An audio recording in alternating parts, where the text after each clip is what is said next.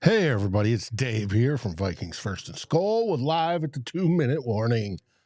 The name of the show, it's not quite the 2-minute warning yet, but it will be here shortly.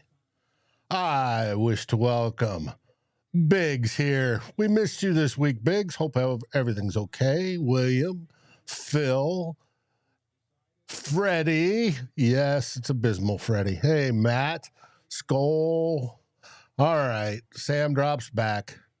Looks around, throws underneath to Sherfield for about 8 yards. Not that it's going to matter much.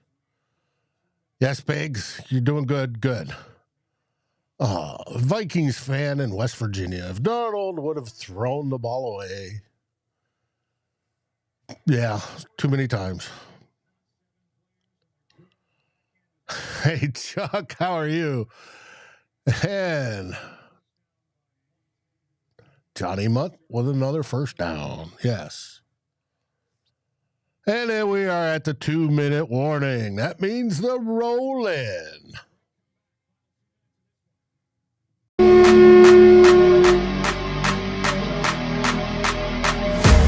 Welcome to Vikings First and SKOL's Live at the 2-minute warning.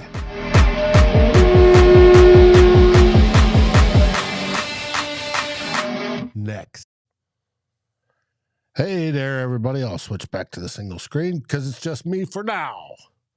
We're just started the 2-minute warning show, and we're waiting on the commercials to finish the game. Now, as you know, your Minnesota Vikings have gotten their asses whooped tonight. It's not even close, unfortunately. But yeah, Duncan, it looked like a 6-wing team tonight. Yep, without a doubt. Now, my question to you, and Duncan brings it up, what do they plan on doing with Sam Darnold now? Letting him walk? Would you attempt to tag him, knowing that you may have to eat that $42 million? It's a great question. We all know J.J. McCarthy is going to start next year. It is what it is. Yeah, Freddie, we lost the line of scrimmage. That's got to be priority number one in the offseason. Build up that interior O-line, without a doubt. Mike, I wondered that too with the way he's play calling. They should have been in hurry up long time ago. Freddie says, let him walk. Dark says, don't tag him. Freddie says, save the money with JJ. SoCal says, let him walk. SoCal, if you're in the LA area, our thoughts and prayers are with you. It's the biggest natural disaster in U.S. history, and it's a shame. Justin says, let him walk. Big says, let him walk. Our Dartez, I turned that 5 minutes off, or turned it off 5 minutes before halftime. Well, you saved yourself some pain. And RJ, yes, they are. SKOL, Mary. Yes, Nick, McCarthy can't start soon enough. I agree. Forlorn Hope, bye-bye, Sam. Thanks for the memories. Mary, yes, Mary. Now, it has been a magical season. We won 14 games, and it's not like they were fraudulent. 2 years ago, they won those games. And what Addison, you dropped it. Oh, well. There's no long ball to Addison, and Addison dropped it. It was actually a good defense. The defender had his arm in there. Chuck says Darnold can't hold the ball on that long. Nor his money back. Yep. Freddie, save some dough, buy some guards in the center. Yes, I agree. Number one on our free agent list should be Trey Smith out of Kansas City. The right guard. By far, he should be. And we're going to have to pay him like $22, $23, $24 million a season. But that's worth it. Without a doubt, worth it. Now, but he's also number one on a whole bunch of other teams' list, which will also drive up his price. But that's what it is. Robert says, have the pilot on the way home make an announcement. PA Sam Darnold, clean your locker room out when he get back to Minnesota. Yes. Big says, silver lining, just remember the Packers lost 2. And when they come at you this week saying, hey, we made it as far as you guys, you can say, hey, who's drafting before who? Which means who had the better record, right? So Michael says, not mad, just disappointed. I think we're all disappointed there, Michael. And Mary appreciates everybody this season. Raymond, yes, Sam had a good year up until these last 2 games. All right, thrown out to Aaron Jones. He makes it to the 20. 9 sacks now. Yeah, Damone Dice, I said, there's a whole lot of teams that are going to be targeting Trey Smith. A whole lot. Now, I've got my first cohort in crime here. Darren the Myth Campbell. How you doing, buddy? I've been better. Oh, you have? Yeah. I was pretty confident that the Vikings would play much better than they did against Detroit, that Sam Darnold would play much better than he did against Detroit. We talked about all this on Saturday on the show. Mm-hmm. I was very wrong. Yes. And it's disappointing. I'm probably going to be saying the same things that everybody else is saying on there, but it just kind of you can't. I appreciate what Sam Darnold was able to do this year at quarterback and the way he played pretty much the whole year. But this doesn't seem to matter what head coach or what team we've got. But this is just another example of the Vikings not being competitive at like a key point in the playoffs. And it just goes on and on and on. Like 2019 in the divisional round in San Francisco, you lose 27-10. 2017 in the NFC Championship game, of course. And the game's official, by the way. The Vikings lose 27-9 in the wild card round to the Rams. The Rams advance to next Sunday at 2:00 to play the Eagles in Philadelphia. The 41-0 donut in the NFC Championship game. And you can go on and on and on. The Vikings haven't won 2 playoff games since 1987 when they went on that run to the NFC Championship game. They just don't. Doesn't matter who the head coach is. Dennis Green, Mike Tice, Brad Childress, Mike Zimmer, now Kevin O'Connell. They just cannot play their best. 2009, didn't we? Play their best when they need to play it. 2009, no. We beat the Cowboys. We beat the Cowboys, and then we lost to New Orleans. Yeah. So, yeah. And until, if you look at like the team like the Eagles, although they did not look that good on offense yesterday, and you look at the Lions just in the NFC, until we get sorted out, I think the interior offensive line and the interior defensive line and have factors there, I think this is where we're going to end up a lot of the time, because it seems that those teams, they can protect, they can wear on you with the run, so they don't have to pass and drop back and depend on completing on 3rd and 12 all the time. And defensively, they can prevent teams from running on you, and a quarterback and a quarterback who knows that if he's got the shorties and just gets rid of the ball before our edge rushers get to him. And that happened so many times today where Stafford just got rid of the ball like a millisecond before Grenard or somebody else is going to take him down. And we're just not good enough in the trenches, it seems, against the really good teams. And You're going to have to fix that by trying to go through free agency. Like you said, Trey Smith is not going to be a very wanted person on Yes, he the is. market. So maybe there's somebody else. If you can't get him, you'll have to I don't earmark think there was multiple. that many when we looked as earlier in the season who was going to be available for guard. Mm-hmm.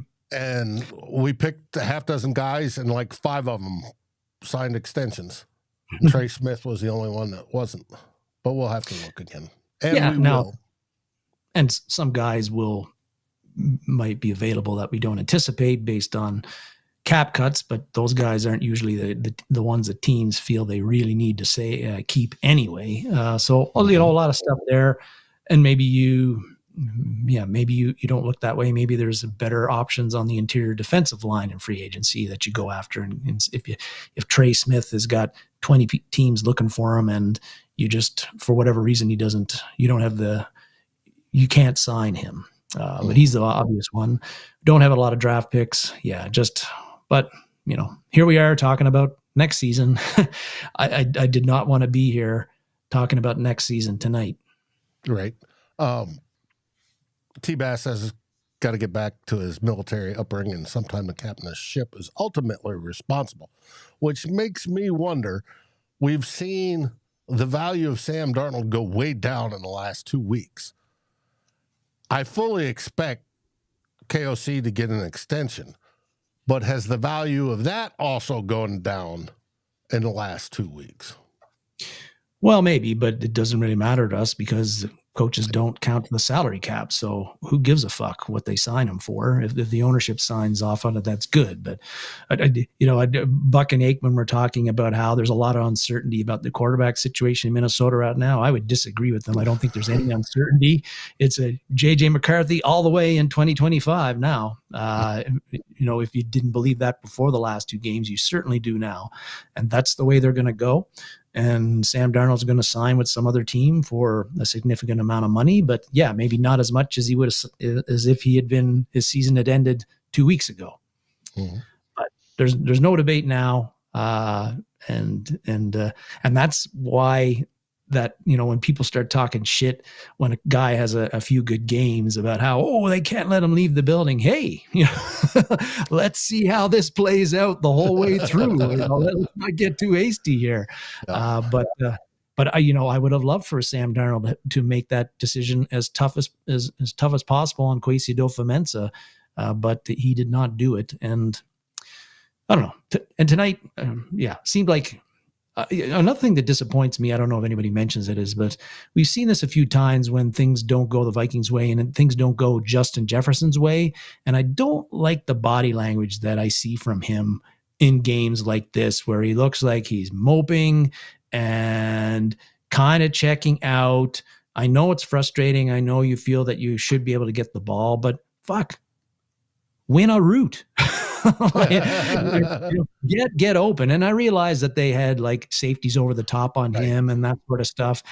And again, but the forcing it to him, like when we did have some success tonight, it was when we went to secondary targets like Hawkinson, like Jalen Naylor, like those are a couple of cases. Like sometimes you got to throw to the guy that's open, not to the guy that is the star guy who's covered by 3 people. Move the chains, live to fight another down, and maybe that's where you get the opportunity to hit Jefferson for a big gainer or Addison for a big gainer. But it seems like maybe that's a Sam Darnold thing and it's not a KOC thing. But it seems like we, the force it into the stud when he isn't open just happened a bit too much, particularly in the last 2 games, and we couldn't move the ball because of it, partly. Yep, without a doubt. Now, and we saw situations where Sam took sacks. Mind you, it's kind of a jailbreak at some points, but he has Jefferson open for a wide receiver screen that they got called. He doesn't throw to him for some reason. He's got Jones sort of open on a screen. Even if you don't complete that pass, you don't take a sack, didn't throw it to him. Doesn't throw it to Naylor in certain situations. And perhaps that had been happening all year, but because the Vikings were more successful, you don't notice it. But it's was tough to watch tonight. I think we can all agree, and not the way we wanted the season to end. And that's not the way that I expected this team to play. I really did think they were going to give us their best effort, whether they won or not. I'd still be pissed if they lost by 1 point, but if you fight to the end and make it tough on the Rams, maybe I'd feel a little bit better. I don't know.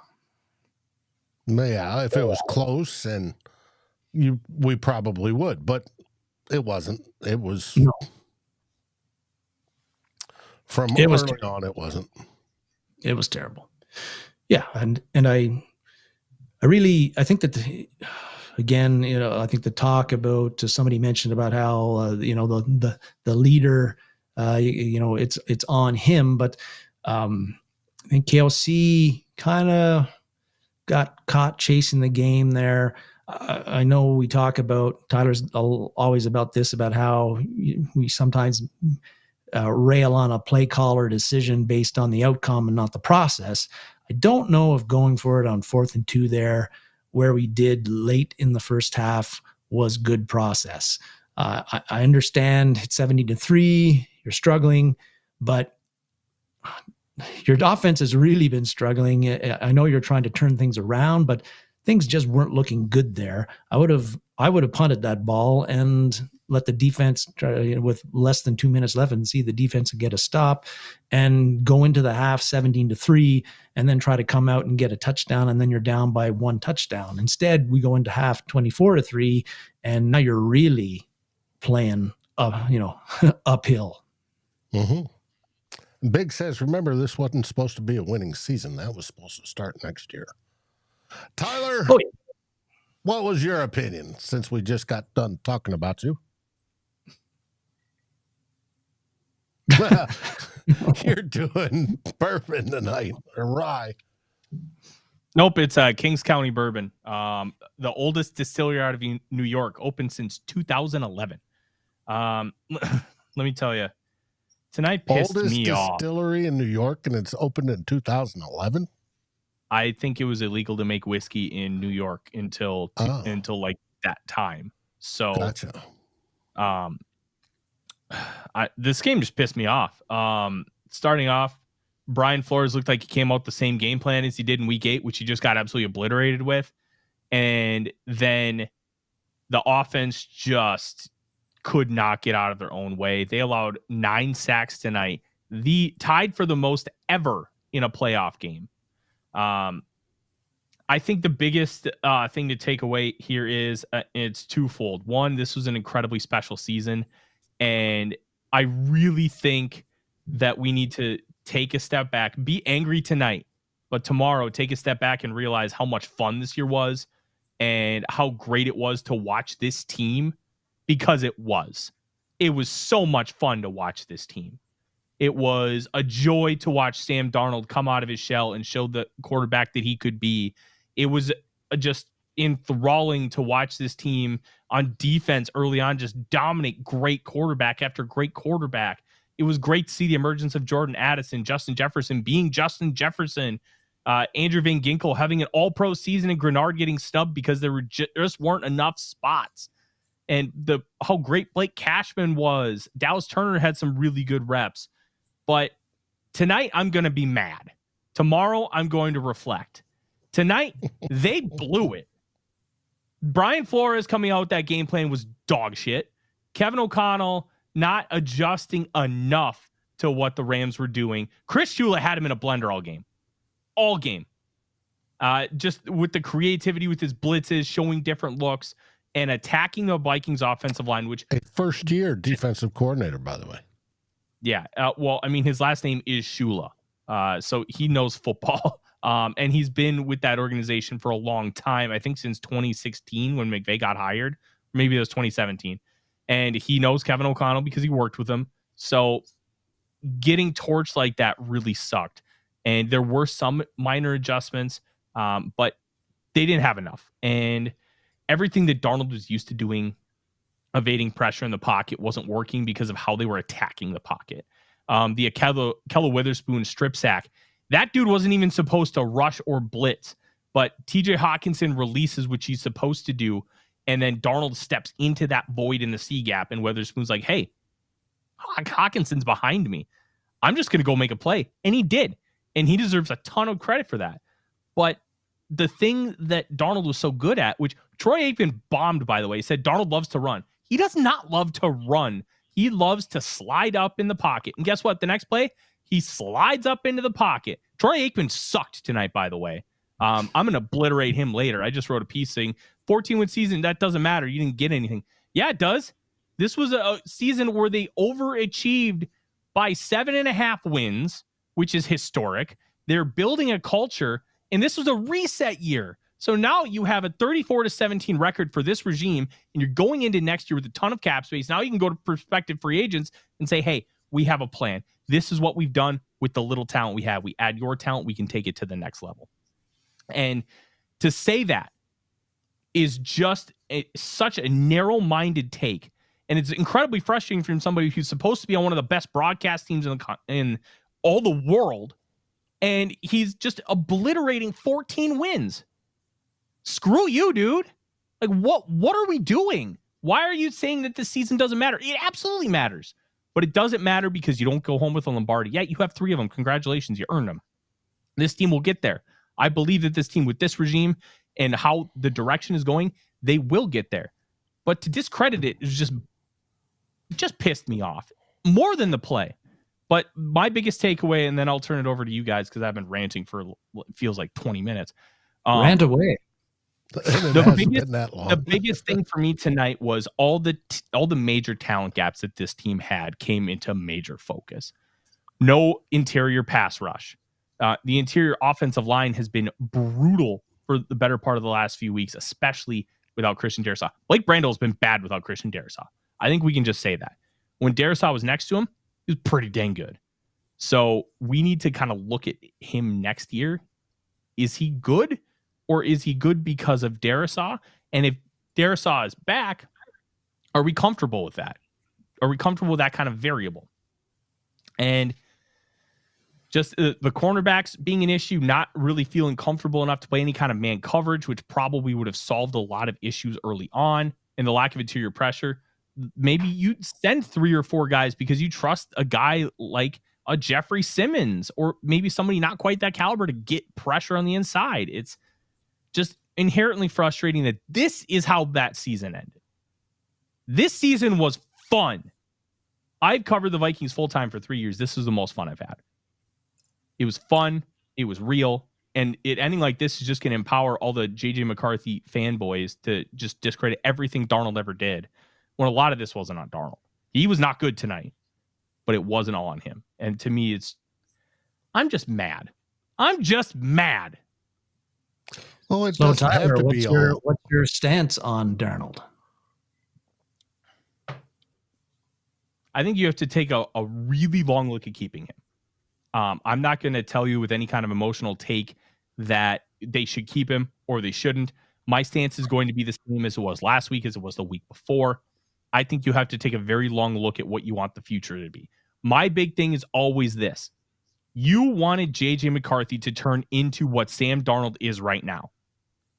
So if you have it, are you going to feel comfortable giving that up? This is what you wanted. This is what you wanted with the J.J. McCarthy selection. Now, Darnold's going to cost more money, but this is what you wanted. So are you going to give that up? You wanted more. What? You wanted more. You wanted a young guy that can run and throw.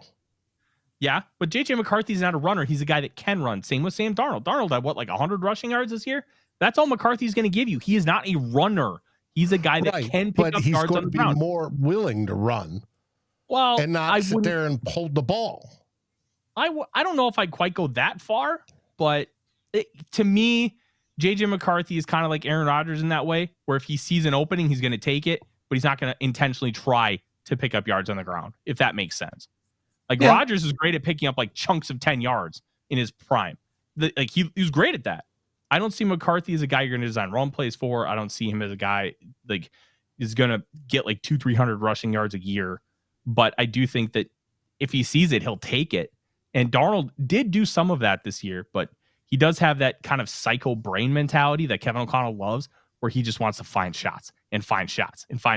And he was arguably the best deep ball thrower this season when you look at the data. It was incredible what he was able to do. I'm still open-minded to bringing back Darnold. I don't know what my position is going to be. I need to look a lot more in depth. Cost? Well, that's going to be a big contributor. None of us can sit here and say we know what the cost is going to be. We don't. Once the combine comes around, we'll have a better idea. And here's the interesting thing. The franchise tag deadline is the day after the combine. So the Vikings could wait until the combine to make that decision. What would you be comfortable with as far as Darnold goes? When we're talking dollar figures or maybe even years. If you haven't thought about it that hard, that's fine. I just figured I'd ask.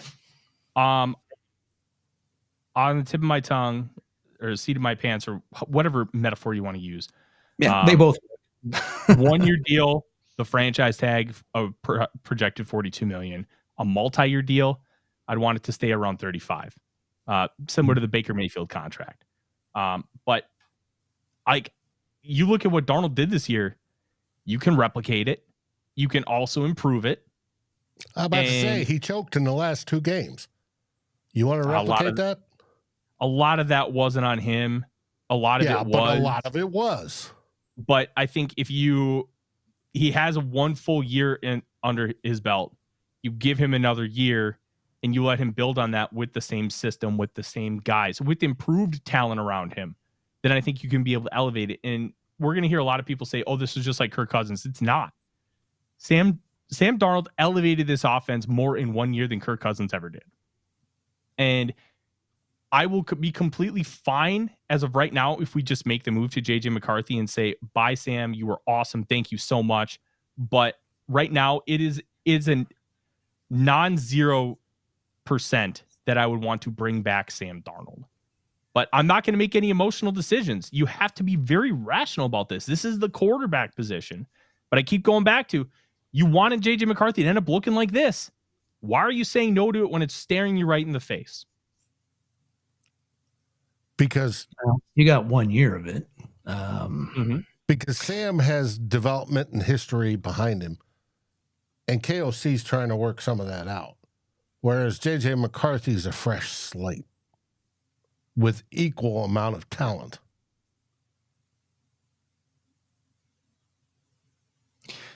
There's arguments to be made both ways. I'm on the argument that you don't bring Darnold back for reasons I mentioned before, but it's one of those interesting decisions the Vikings are going to have over the next couple of months. My big thing here, Dave, is, and this doesn't get talked about enough. People are talking about JJ McCarthy like it's a done deal. Like Kevin O'Connell can just make anybody great, and he elevates everybody. There's no question about it. But the idea that JJ McCarthy is a for sure, that he's going to hit, that he's going to be great, take a step back. He is an idea. You don't know if he's going to be good. You don't know if he's going to be great. You don't know if he's going to be bad. You don't know. You think you might know. You think you can project it. And how, but you don't know, Dave. Nobody knows. He's never taken a regular season snap. And the idea that some people are perpetrating that he's this savior, that he's this deity, he's an idea. And if that idea works, it's phenomenal. And they would have made the right call. But it is a but we zero do know guarantee. with Sam Darnold. You what? We do know with Sam Darnold. We just saw him go 14-4. Yeah. And blow it, choke it on the last 2 games. I'd only put about half of that on Darnold. The other half is everything else. But that's a fair criticism nonetheless. Half is too much. What would you say, Darren? I would say in those 2 games of that magnitude, half is too much. That it's half his fault. You know what? That's completely fair. I did with McCarthy. You're right. He is an idea. He does not have any NFL experience at all that you can base how he's going to do it on. You're going by KOC saying we found our franchise quarterback in August, and a quarter and a half that he played in preseason against not mostly not starters, which doesn't mean anything because we saw Bo Richter like dominate some games in the preseason too. So I understand it, but I also, when you felt good enough to draft him at 11 and KOC believes that he is the right guy. Darnold played great until he didn't. And then that's kind of what we've seen from him at other times when he's played great until he didn't. And is that his ceiling? I think you're looking for something more. And that something more is a guy who can go 25 for 30 in a game like this with 3 touchdowns, no interceptions, no fumbles, doesn't take 9 sacks, and wins you multiple playoff games. And if that potentially could be J.J. McCarthy, it might not work out, but I'm willing to roll the dice on that now after what I have seen. And you see, to me, Darren, that is a very fair and well-reasoned take, but that's not what I'm seeing. I'm seeing people say, oh, McCarthy's a guarantee. He's not. And I think, and this isn't even a Darnold defense. We just need to be realistic. It's not a guarantee. The idea is that he's going to be great. The idea is Kevin O'Connell can elevate him. The idea is we can maximize a rookie contract. But here's the thing about a rookie contract that nobody wants to talk about. The rookie contract is great to maximize when the quarterback is really good. If he's not, it doesn't matter. It does not matter. Then you go to the next one. Yeah, but then you're setting yourself back by, hey, now all of a sudden 3 years later, you got to use a first-round pick on another quarterback. This is the Cleveland Browns cycle. And I'm not. But if you're overpaying a quarterback, you're setting yourself back because you got holes on your team all the time. And you're pushing your cap responsibilities down the road, i.e. with Kirk Cousins. Or if you don't want that as an example, take the New Orleans Saints. Well, here's the thing about the Saints. The Saints are stupid. The Vikings and how they're maneuvering the cap. Because let's be real, the cap is pretty much clean now. It is. There's like $3 million in dead cap next year. There's probably going to be a little bit more because Harrison Smith's likely retiring. Byron Murphy might not come back. And then who's the other big void? Aaron Jones. So between all of them, it would be like a total of like $18 million in dead cap, which it's cheaper to pay in 2025 than it was to pay in 2024. Because that's the idea of pushing out some of those numbers with void years. You want to be able to, it's basically an interest-free loan. What the Saints have done is manipulated it to the point where it's abuse.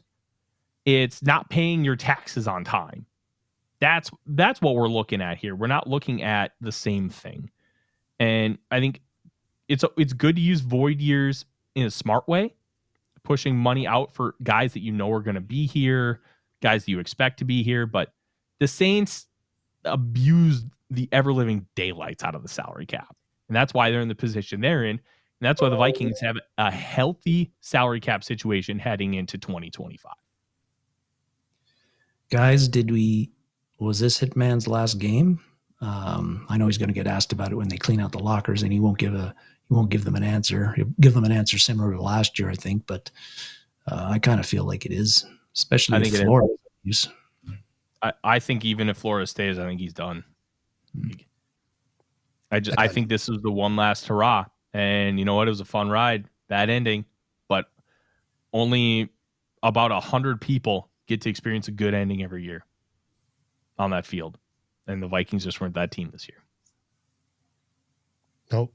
And hopefully he makes it to the Super Bowl, and we'll discuss that on future shows as well. Or not the Super Bowl, but the Hall of Fame. I think he will. He's got the numbers. He's got everything he needs except for the Super Bowl. He doesn't have the ring. I think it seems so hard for safeties to get in. Even Woodson, who had 3 rings, and he's still not in. Woodson wasn't spectacular though. He was like a stalwart kind of guy. Like 2 of my favorite players of all time, Steve Atwater and Leroy Butler, should have been in eons ago, but they got in within the last few years. Like you've got a point. Safeties, unless they're like special, one of those positions is just hard to get in. Only 5 to 8 people get in every year. It's hard. Yeah. But it's good because good players should not make the Hall of Fame. Great ones should. And I think it's not like baseball where baseball writers are just stupid. where they won't put in some of the best players because they're stupid. They're old curmudgeons. But I think the NFL Hall of Fame is like about 328 players in it, and players, coaches. I think that's a really good number for the 100 years that we've had. Like, I think they've got it right. It should be hard for people to get in. Tyler's going to be really upset when Eli Manning gets in first ballot here. Oh, God. Eli Manning should not be a Hall of Famer. If his name was Steve Johnson, he would not be in the Hall of Fame. Dead serious. He's only, I think he's only, his last name is Manning. But would you take Eli Manning winning 2 Super Bowls versus Sam Darnold winning 14 games? If we're talking about the Hall of Fame, I'd put in Phillip Rivers, who won no Super Bowls, over Eli Manning. 100%. I would rather have 2 Super Bowls in a 14-win season. I think anybody listening to this would say that in a heartbeat. Yes. But a 14-win season does matter. And it was good. And it's establishing a culture. And it's objectively good that the Vikings had this kind of season in a year they weren't supposed to. Because now they can grow and develop and continue to expand what this team is going to end up becoming. And I think that's great.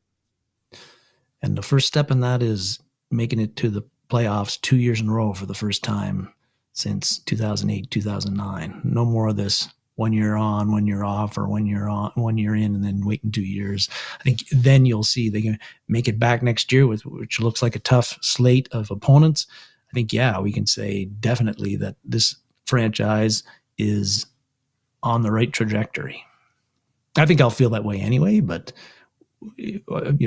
consistently making the playoffs like the 49ers have done, like the Eagles are doing now, I think you can feel good that your roster building is working, and you can compete with the big boys consistently all the time, not just 1 year here and 1 year there. Yeah. Mm-hmm. I agree. And next year is going to be interesting. It always is. It always is. And the schedule looks tough until it doesn't. Yes, that's right. And a lot of this will be determined by something you can't control, is injuries. I know the Vikings had some tough ones this year, particularly with Darrisaw going down long term. But overall, their health was, I think, pretty good. Yeah, Cashman missed a couple of games. Gilmore missed a couple of games. And Hawkinson was out for the beginning of the year. But when you look at how some of the other teams in the NFL were hit, the Vikings health-wise were pretty healthy this year, and it's not always the case every year. You need health to be successful in the NFL too and win a lot of games. Yep. God, this sucks. I was about to say, are we done talking? It is bad. Wow. Hey, there's Justin. I do. No, I don't. Good night, Justin. I'm just mad. I've already written a couple articles. I do want to talk about that Matt Stafford fumble. I think the frustrating thing is I think they made the right call based on how the rule is written, but they did not make the right call based on the spirit of the rule. The spirit of the rule is if you make a throw and you're supposed to try to complete a pass. He did not try to complete a pass. He just tried to get rid of the football by pushing it forward. And I wrote that they need to look at changing the way the rule is called, because we've seen this a few times this year. If you are just trying to push it forward, you should not be given the benefit of the doubt, and it should be intentional grounding, even if there's a guy right there, because you're not trying to throw it to him. He's not even trying to catch the ball. It's one of those things that should have been intentional grounding. That's the spirit of intentional grounding. You're intentionally grounding the football. Now, if you're trying to make a throw and it doesn't get there because you're being hit and it's going in the general direction of a guy in the flat, okay, then it shouldn't be called. But I think based in the spirit of what intentional grounding was, they need to change the rule and add that in there. It's something I've thought about for a lot this year, and this kind of gave me the opportunity to write about it because it was a nationally televised playoff game. Modify the rule. Yeah, because he wasn't even looking at. No, it wasn't even an attempt to complete a pass. Nakua or Cup or whoever was there. It was the Nakua. spirit of intentional grounding. Yeah. It was You're Nakua there, and his head was down looking at the grass. Yeah. I don't even know if he just like, this is not going to be ruled a fumble. There's somebody blue that's going to be there. I'm just getting rid of it. And it was the same fucking thing that happened last week. Goff, that was not an attempt to complete a pass. He was just thrown in the ground because he's like, it's either a safety or they call it an incomplete pass. So what do I got to lose here? Nothing. And the refs bailed him out, just like they bailed out Stafford tonight. Wasn't a fumble, but it sure as hell was grounding because he didn't even know Puka Nakua was there. Right. Now, we need to say that, and I've already said it, they made the right call on the field. No questions about it. They made the right call, but it shouldn't have been the right call based on what the spirit of intentional grounding is, and that's what they need to change. Because, it shouldn't have been a Vikings touchdown. I wish it was, but it shouldn't have been.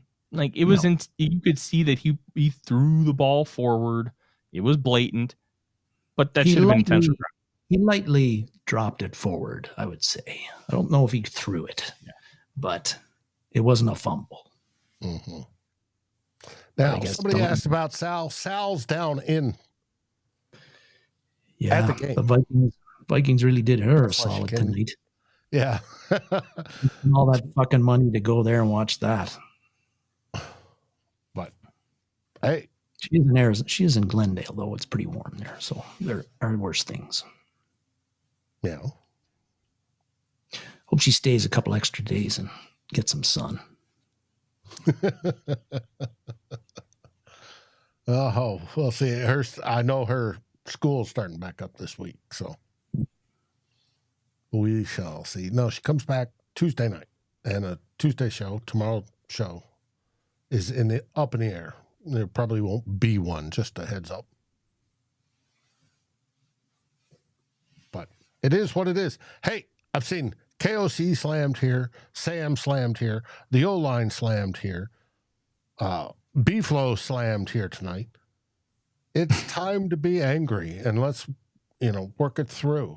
But do enjoy the season, because it was a magical season, because nobody expected us to win 14 wins. Vegas had us at 6.5. It was supposedly a rebuilding year, and we were the 9th best team in the league, as somebody said. Yeah. Those are things that make me feel better in March and April and May and June and August. Not tonight after. Not tonight.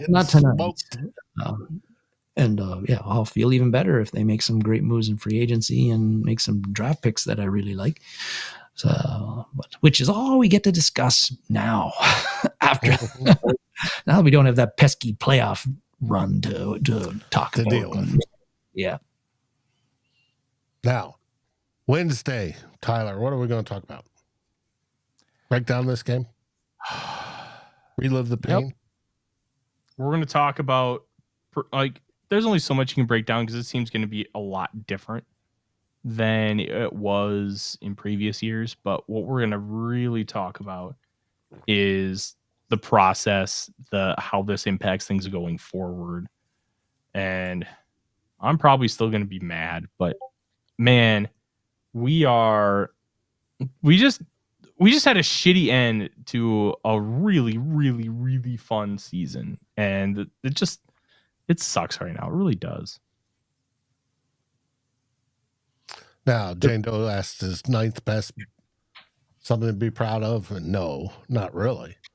But it is better than the Packers. That's always a good thing. The Vikings' 4 losses were to 2 teams that just figured them out and nobody else could take advantage of them like they could. That's all it was. And until they figure out how to beat those teams, I think the talent gap in some spots just was too much for them to overcome. No Christian Darrisaw just manifested itself in the worst way at the end of the year.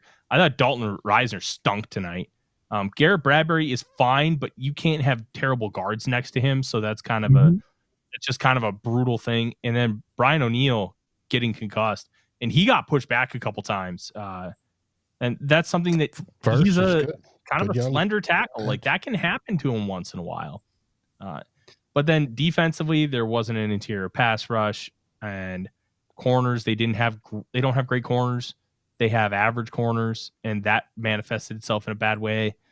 Just they got to upgrade in a few spots, and like one or two players could have flipped this game completely on its head. Like if you have a like Darisaw and a really good corner, you can man up with Puka. That could have flipped the game completely, 100%. And that's what I mean. Like this is where this team is still in a really good spot moving forward. You got a little bit of talent. There's a bright future here. Pure speculation, but I was reading today, Ben Solak from ESPN was saying that in the offseason of the teams that have been beat out, he looked at the Browns and he said Browns should probably be looking at selling a lot of their like established stars, including Denzel Ward. And he pointed at the Vikings would be a team that might be interested in giving up a first rounder for Denzel Ward as a corner. Anyway, that's just pure speculation, but I don't know. Denzel Ward looked good on this team. Hey, Denzel Ward would be cool. I don't think they'll trade him. Kind of talking to some Browns people that would know.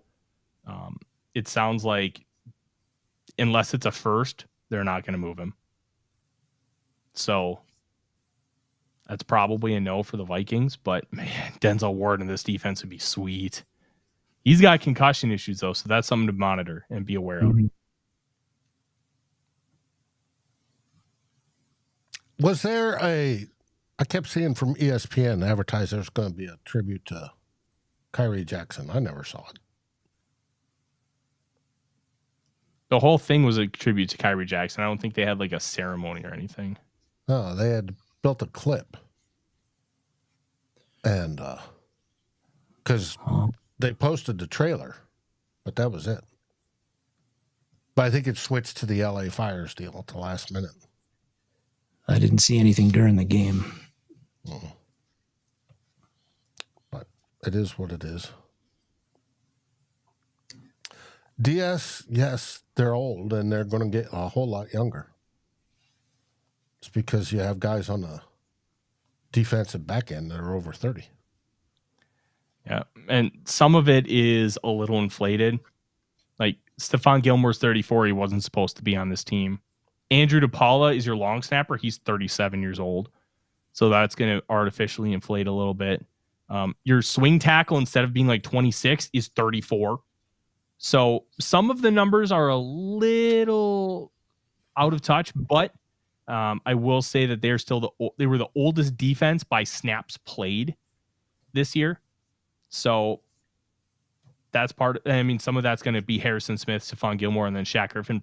Probably all three of those guys are on the team, and they're all 30 plus.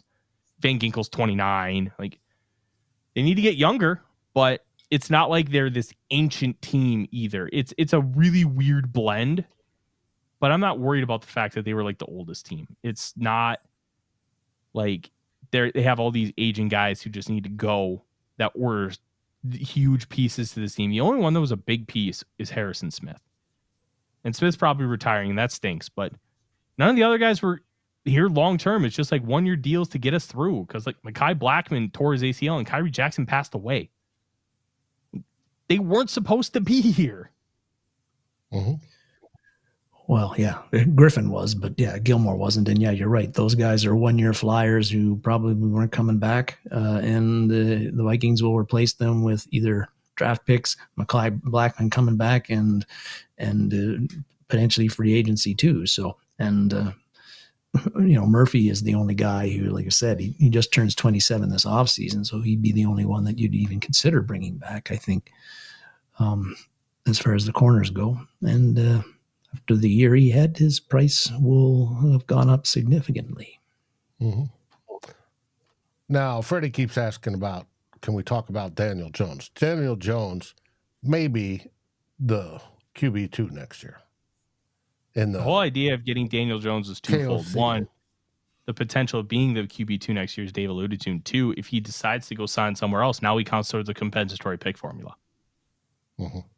That's it. But he came to Minnesota, asked to come to Minnesota for the O'Connell School, QB School of Reclamation School. So,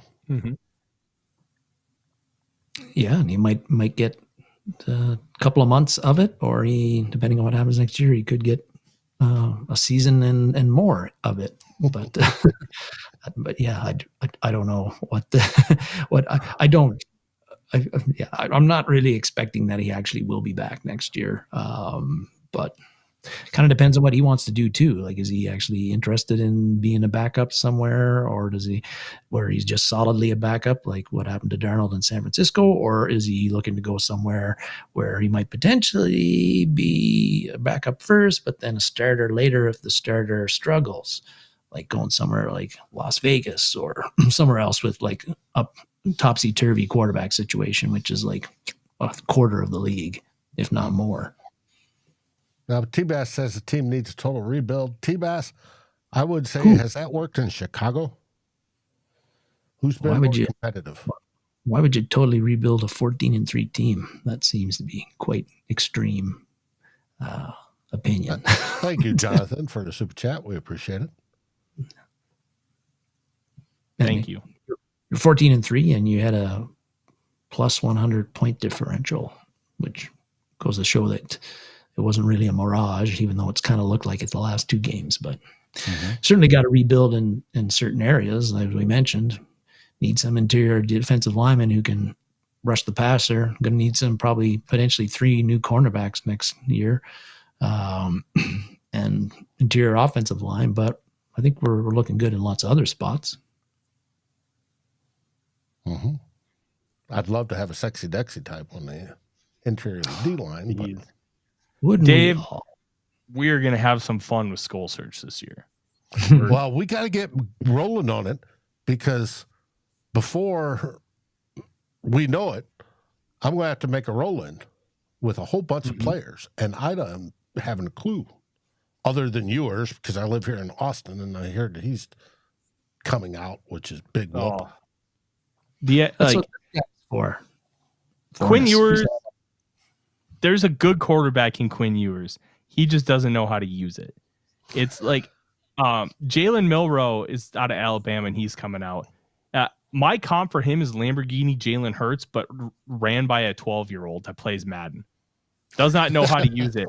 But, man, there's a lot there. Quinn Ewers doesn't even know how to use the talent he has, because he was the highest-rated recruit, Dave, ever. The highest-rated recruit ever out of South Lake Carroll.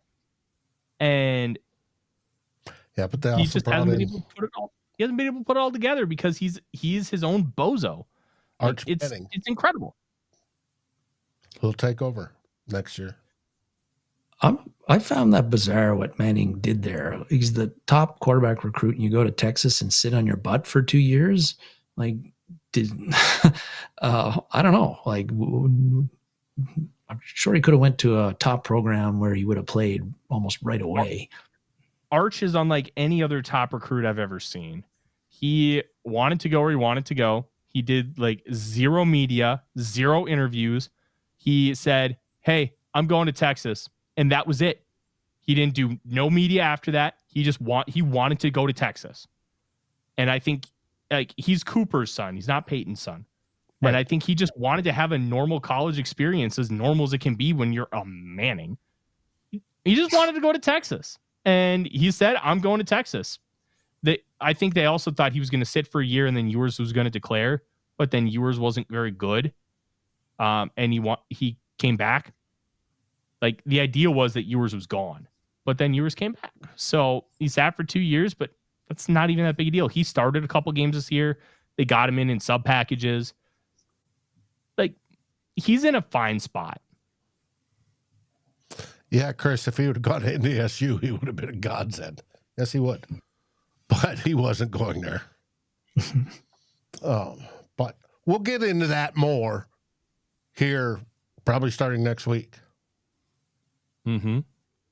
I already have 7 official scouting reports done, and I'm unlike a lot of people in the industry who have the time to watch these guys in depth during the year. I don't. Once my stuff slows down in the NFL, then I really start to watch these guys in depth. I know a lot about a lot of players, but not enough to be like, hey, this is what I think of them. This is where I have them ranked. I will have them ranked when I watch them fully. And so far, my number 1 player, Boise State running back Ashton Genty. But I'm spending a lot of time, Dave, watching the round bellies on the defensive side. Offensive line is going to take a backseat because I don't think it's going to be a first-round pick. No, especially we want to find them is second. And, of course, I know. we don't have a second. Well, we don't have them either. So offensive line, because of where the Vikings needs, I project to be when draft day comes, I think offensive line is going to be one of the last positions I watch. Okay. But defensive line and corner are going to be, and running back are going to be heavy. I'll try to watch more O-line this year. You'll like that, Dave. Mm-hmm. At least developmental. I know people go for O-line to trade for him like Trey Smith, or to sign free agents like Trey Smith, or trade. I heard tonight, if there's available trade, that would be interesting. Or you draft him. Drafting him, it is so rare to draft a guy and then have him start and be productive in a first season. That is just unheard of. Most of them take 3 years to get it and then start being good. Well, maybe they're going to kick Walter Rouse inside, Dave, like you've hypothesized. I said that out to draft day, but we'll see. I have no idea. Yeah. No idea. But, well, folks, any last words there, Darren, on this game? No. But I thank everybody for commenting. I can't, my screen's kind of fuzzy. Bandwidth's not very good, so I cannot make out what anybody is typing there. So sorry if I'm not responding. I actually can't read what you're typing in there. But thanks for commenting. There's been a lot of them, and not very positive, I'm sure, about the Vikings' performance. But then what's to be positive about how they played tonight? Mm-hmm. Tyler, last words? Be mad tonight, wake up tomorrow, and appreciate how fun this year was. Don't, just because things didn't go well the last 2 weeks, does not mean the season was any less fun. It was a hell of a lot of fun. Playing for all the marbles in the final week of the regular season, even if we lost, rocked. Being able to go into the playoffs, rocked. Having a special season from Sam Darnold, rocked. Seeing this defense play great football, rocked. It's okay to be mad. You should be mad. You deserve to be mad. But don't let it take away from you long-term how fun this year was, because it really was. It was. And I agree.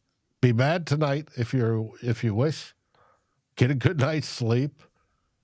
Go to work tomorrow with your head held high. Tell your Packers buddies to F off.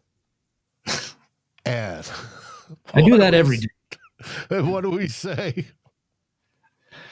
SKOL Vikings, baby. SKOL Vikings. SKOL Vikings. See you in 2025. Thanks for watching.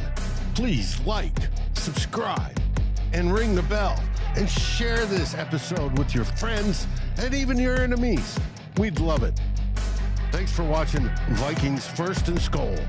We are part of the Fans First Sports Network, and we appreciate each and every one of you.